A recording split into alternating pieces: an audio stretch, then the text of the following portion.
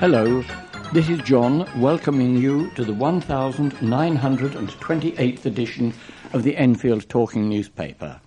Dateline, 31st of October 2013. In addition to me, the readers this week are Evan, Caroline and Eddy, with Ian on the controls. The items that we will be reading come from our local newspapers, the Enfield Gazette and Advertiser and the Enfield Independent, and are their copyright. Our title music is Country Rock Polka, composed by Pat Prilly, Fernand Bouillon, Harry Brewer, and performed by Jean-Jacques Perrier, and is used with his kind permission. Local stories include ones relating to the recent storm damage, a rebel councillor, and the recent Chase Farm Hospital march. First of all, we have one special announcement this week, and it relates to a firework display which is not this coming weekend, but the Saturday after. Enfield Rotary Club are holding a firework display at Carterhatch Lane School on Saturday the 9th of November. Gates open at 6:30 p.m. and the display starts at 7 p.m. If you're interested, please contact the school on 020 8804 2101. If you are experiencing any problems receiving your Enfield Talking newspaper, please phone Diane de Jersey on 020 8805 6578. She is your listener's representative and will be pleased to help you. Now Evan will read the first item of local news. Protesters have vowed to occupy Chase Farm next month in a last-ditch bid to save the hospital from losing its emergency and maternity services. The call for a sit-in was made after hundreds of people took part in a march through Enfield town, organised by the North East London Council of Action, a pressure group which was formed when plans for the downgrade were first floated in 2007. More than 200 residents, trade unionists, health professionals and campaigners marched from the War Memorial in Windmill Hill, along Church Street, Silver Street, Baker Street, Lancaster Road and Lavender Hill to the hospital in the Ridgeway. In a speech in front of the hospital, Bill Rogers of the NELCA announced that the group would hold a short march followed by an occupation of the hospital on November 14th, 6 days before the date the maternity unit is due to close. Leaflets handed out on the march stated that the closure date for the maternity unit is November 15, 5 days before the official date given by the hospital. When the advertiser tried to contact Mr. Rogers to ask about the date discrepancy, he was unavailable. He had told the marchers, "We will fight to stop the closures at Chase Farm and we need a lot of support when we occupy next month." The NELCA called the march after the Barnet, Enfield and Haringey commercial commissioning groups gave the final go-ahead to the strategy, which will see maternity and inpatient paediatric services moved from Chase Farm on November 20th, and the A&E department will close its doors on December 9th. Patients will be told to go to North Middlesex University Hospital in Stirling Way or Barnet Hospital in Wellhouse Lane, High Barnet. Enfield Council leader Doug Taylor took the megaphone to announce that the Council's application for a judicial review of the decision will be heard at the High Court on November 5th. Mr. Taylor said, "A legal challenge is very difficult, but whatever happens, we will continue to monitor the situation at Chase Farm. We have long-term concerns about the viability of the hospital, and we have a long fight ahead of us." The Council's bid for a judicial review is based on the grounds that promised improvements to primary care, which had to be in place before the Chase Farm downgrade, have not been met. Liz Wise, Enfield's CCG's chief officer, said, "We are ready to make the changes. The hospitals have made it clear that they are ready to make these changes, and GPs in all three boroughs agree that they should happen. Unless otherwise instructed by a court, we will proceed with the moves in the best interests of local people." None of Enfield's 3 MPs were present at the march. Who said what on the march? Doug Taylor, the leader of the Enfield Council. I am here in support of the residents of the borough as there is strong public concern about what is happening at Chase Farm. We can announce the fact that our case for the judicial review against the clinical strategy will be heard at the High Court on November the 5th and 6th. Our argument will be that the primary care services which were promised many years ago have not been delivered. Have not been delivered. But irrespective of what happens in the judicial review, we have concerns about the long-term future of the hospital. We are looking to monitor and ensure no further loss of services. It is something we must be very vigilant about.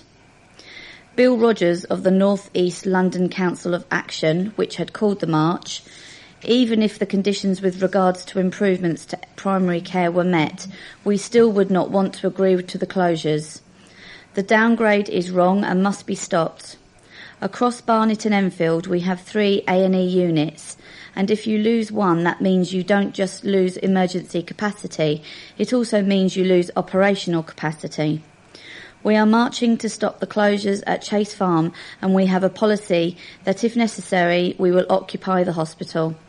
We are planning another protest march for November 14.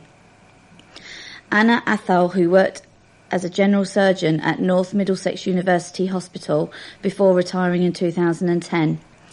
North Middlesex already has 158,000 emergency admissions a year, and I don't see how the hospital will cope with the increase in demand when the Chase Farm A&E shuts. While North Mid's A&E unit has been expanded, it's still not big enough.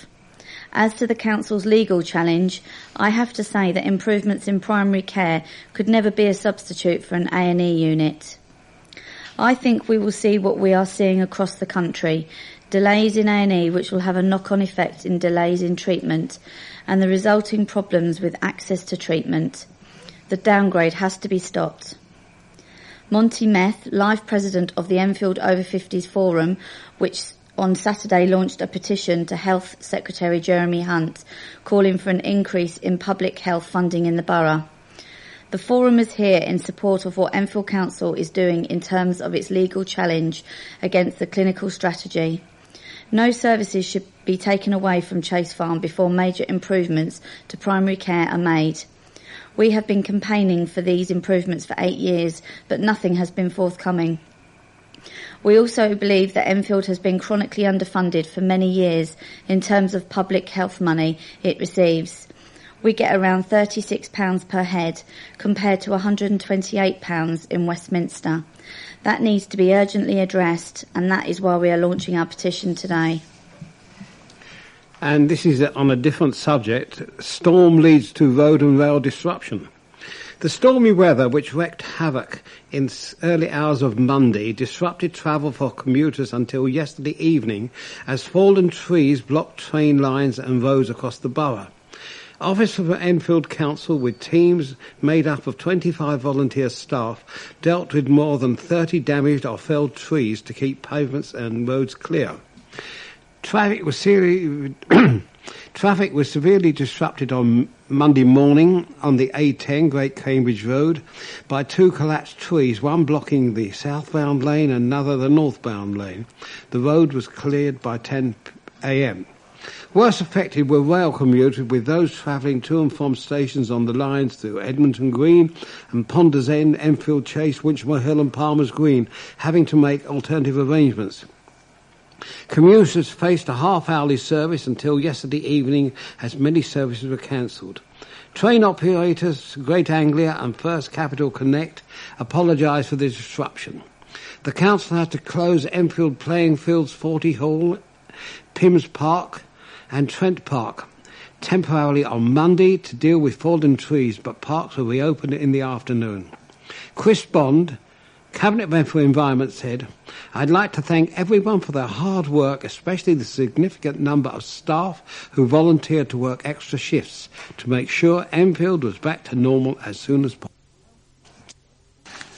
A councillor who was kicked out of the Conservative group for, quote, bringing the group into disrepute, end quote, will be standing for selection for next year's council elections.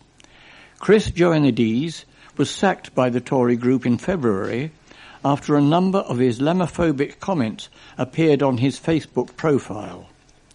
But although he had the Conservative whip withdrawn, he remains on the council as an independent member for Grange Ward. Borough councillors receive an annual basic allowance of just over £10,000. When the evidence of the comments on the site emerged earlier this year, both the local authority and the police launched investigations into Mr. Joannady's conduct.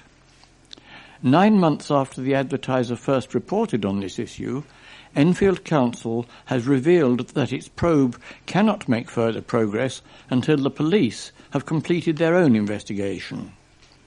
Commenting on inquiries so far into the allegation that Mr. Joannady's had committed an internet-based hate crime, a spokeswoman from Enfield Police could only say the investigation is still ongoing. Neither the police nor the council would comment further. A spokesman from the Enfield Southgate Conservative Association, of which Mr. Joannady's is still a member, told the Gazette, Mr. Joannady's is putting himself forward for selection as a Conservative candidate at next year's council elections. The decision will come down to the selection panel, which is made up of Conservative Party volunteers. Any selection would be subject to there being no further action by the police. In a statement made to the Gazette at the time, Mr. Joannady's stressed, "I am not, never have been, and never will be Islamophobic. I am from an ethnic minority myself, and I fully appreciate the prejudices people can get exposed to. The comments I made were outspoken against Islamic fundamentalism and terrorism, including the demonization of women, something the whole world is concerned about in the light of terrorist attacks on the West since September the 11th. We suffered the same terrorist attacks in London on July the 7th, and some people from the area I represent died in that terrorist attack. These comments have been taken out of context and out of order and stitched together to make a news story and paint me as Islamophobic." 2 armed men robbed a shop in Edmonton last week. The raiders, armed with a gun and a knife, made off with what police described as a quantity of cash after threatening members of staff at Price Cutter in Town Road, Edmonton, on Monday night. Detective Constable Shona Wilkinson of the Flying Squad is urging any witnesses to come forward. She can be contacted on 020 8345 4226 or Crime Stoppers Anonymous on 0800 555 111. That's 0800 555 111. A 19-year-old man arrested last Wednesday on suspicion of armed robbery has been arrested by police on bail until a date in November. An investigation into higher-level SATs exams at a primary school has concluded that Eversley acted to protect children at the risk of reputational damage to itself. The report of the investigation into what was termed initially by the council as issues surrounding Level 6 SATs exams at the school in Chaseville Park Road, Winchmore Hill, was published at the end of September, but not uploaded onto the school's website until Friday. The Advertiser was told by the council in July that alleged issues were being investigated. Later that month, it was revealed that although parents were under the impression their children had sat Level 6 exams, the Department for Education had no record of any children from the school as having been entered for the exam. However, in the report of the investigation by the governors, the school insisted that while parents and children were not told beforehand that they would not be sitting official exams, parents had been informed of the administrative error when the results were given out.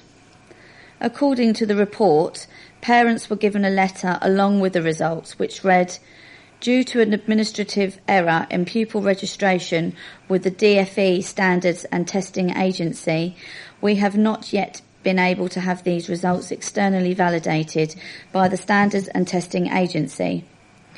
When asked why the Advertiser had not seen a copy of this letter, despite repeated approaches to Ingrid Cranfield, chairwoman of the Governors and the Council Press Office, no answer had been received by the time of going to press. Asked in July if a school could get exam papers that had been marked internally validated, as the school had suggested, the DFE was categorical that this does not happen. The DFE also said it does not send out official exam papers to schools that have not registered their pupils for the exam. Explaining how the school authorities had obtained the test papers, the report states that on Friday, May 10th, with only one school day remaining before the tests were due to be given to pupils, a council officer, having phoned the head teacher, said she assumed Everleigh had made an arrangement to obtain copies of the papers so that children could sit the tests in the appropriate week. However, it is not clear in the report from where these copies of the official exam papers were obtained. The report concludes, the school acted in the best interest of children at the risk of reputational damage to itself. There was at no stage any attempt to deceive. A developer has landed a multi-million-pound deal to rebuild a rundown housing estate. Countryside Properties has won a £150 million contract to redevelop the decaying Alma estate in Ponders End with a proposal to build 794 homes, including a 12-storey high tower block.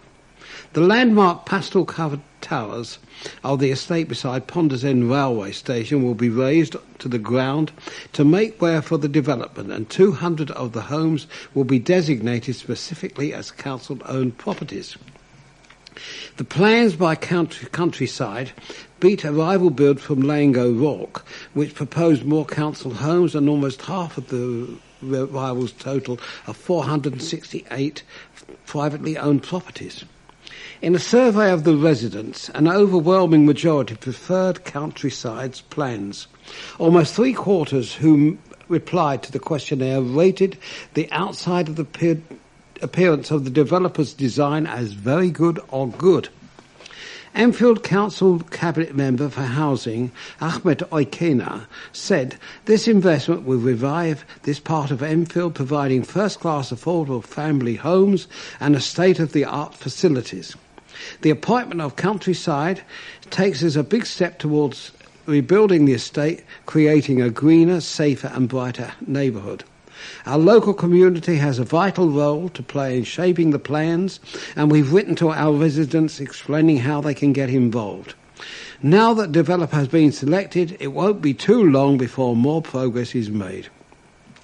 Our vision is to significantly improve Ponders End and strengthen the sense of community so that it becomes one of the most family-friendly and desirable places to live in London. We're well on the way to achieving that goal, and the redevelopment of the Alma estate is a vital element to achieving our vision. Richard Cherry, Countryside Properties Deputy Chairman, said, "We are very excited about continuing our involvement in Enfield and working with our partners Enfield Council and Newland Housing. We look forward to engaging and involving residents and the wider community to provide a successful new development in Ponders End." Traffic detectives are investigating the death of the driver of a lorry that overturned and caught fire on the M25 on Tuesday afternoon. 6 fire engines and 35 firefighters were called to the clockwise section between junctions 24 and 25 of the motorway at about 12:15 p.m. The blaze, which destroyed part of the lorry's cab, was brought under control in under 3 hours. Paramedics attended, but the driver was pronounced dead at the scene. No other vehicles were involved.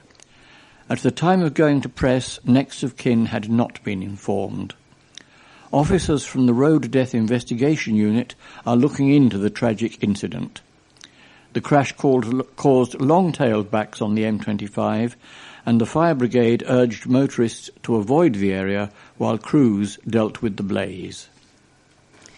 Breast cancer awareness. A personal trainer has spoken about how exercise helped her to recover from breast cancer. To mark the end of Breast Cancer Awareness Month, Pilates teacher and exercise coach Mary Huckle from Bush Hill Park spoke about her diagnosis and how keeping fit helped her to recover. "I was diagnosed in August 2007, said the 48-year-old. "I found the lump a month beforehand. I wasn't sure whether to get it checked out, but my husband convinced me to. I had a mastectomy and chemotherapy. I had all my lymph nodes taken from my right side. I had been fit most of the time, and then I couldn't lift my arm from the bed. I couldn't understand what went wrong. I didn't smoke or drink. I believe stress had something to do with it, as I was stressed at the time." Mary, who had retrained as a personal instructor after being redundant from a career in finance, found that her lifelong passion for exercise helped her to focus on recovering. In the first week after a session of chemotherapy, she had little energy, but she knew that by the second and third weeks, she would be able to walk, jog, and take part in exercise classes at her gym. "It was demoralizing," she said, "but I knew that exercise made me feel better, gave me more energy and more focus. It was about thinking ahead and saying I can do this in a few days' time." Now Mary strives to help her clients and those who have also had breast cancer to regain confidence and lead an active lifestyle. She added, "It's also been proven that if you can increase your exercise to 30 minutes of moderate activity about 3 or 4 times a week, you can cut your risk of the chance of reoccurrence of cancer by about 20%. For people who have gone through cancer, it's a bit of a wake-up call. They start re-evaluating their lives from what's gone before. One of the things I've learnt about myself was 90% of the things I worried about was not worth it. Now I make sure I have me time and relax." For more information, visit Mary's breakthroughfitness.co.uk website. And now for some words from Doug Taylor, leader of Enfield Council. Over the past 4 years, Enfield Council has striven to create a fairer borough for everyone who lives and works here. We understand how hard it has been for hard-working taxpayers to make ends meet as the cost of living continues to rise, particularly energy costs, travel costs and food prices. So we have frozen council tax despite facing unprecedented cuts in government funding and done everything we can to protect the vital frontline services you can rely on. I believe that in a fair society, a fair day's work should get a fair day's pay. My commitment to this principle means that the Council has become one of the first organisations accredited as a London living wage employer.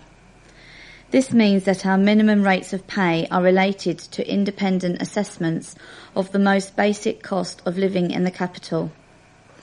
Why is this so important? Because in a country where the government continues to take from the hard-working poor while rewarding the privileged few with tax cuts for millionaires, having a job is no longer the same thing as earning a decent living. A report by the Social Mobility and Child Poverty Commission has said that 2/3 of poor children are now in families where an adult works. As an employer, as well as a service provider, the Council refuses to sit back and ignore the needs of ordinary working families whose lives are becoming blighted by child poverty. Government policy is certainly not rewarding work, but it is creating poorer working families. I encourage other employers in the borough, particularly large employers, to look into the benefits of the London living wage. An independent study of the business benefits of implementing a living wage policy in London found that more than 80% of employers believed that the living wage had enhanced the quality of the work for their staff, while absenteeism had fallen by approximately 25%. Most importantly, the Living Wage campaign has lifted 10,000 people out of poverty over the past 10 years. As a lifelong Labour supporter, I have always believed that hard work should lead to social mobility. Sadly, this road out of poverty seems to be increasingly blocked for the working poor who are also suffering because of the government's deficit reduction programme. For them, David Cameron's claim that the best way out of poverty is work must have a very hollow ring. A man arrested on suspicion of the murder of a 34-year-old father in Southgate earlier this year has been released on police bail. The 47-year-old was arrested on Sunday over the death of Zafar Eren, who was shot in High Street in April. His arrest came after two men have been accused of the murder of the father of one. Jamie Marsh-Smith, aged 22, of no fixed address, was charged in October the 18th, and Samuel Zeria, 20, from Islington, who was charged in April, is due to appear at the Old Bailey on November the 11th. Wayne McNeish, aged 32, from Kilburn, has been charged with perverting the course of justice in relation to the case and appears at the Old Bailey on October 11th. Another man, aged 20, has been arrested on suspicion of assisting as an offender and is on police bail. A reward of up to £30,000 remains on offer for information leading to the arrest and prosecution of those responsible for the death of Mr. Eden. Anyone with information can call the incident room on 0207 321 7228 or Crime Stoppers anonymously on 0800 555 111. I repeat those numbers. 0207 321 7228 or Crime Stoppers anonymously on 0800 555 111. We have now reached the end of side 1 of this tape. Please stop your machine now, take out the cassette, turn it over and start side 2.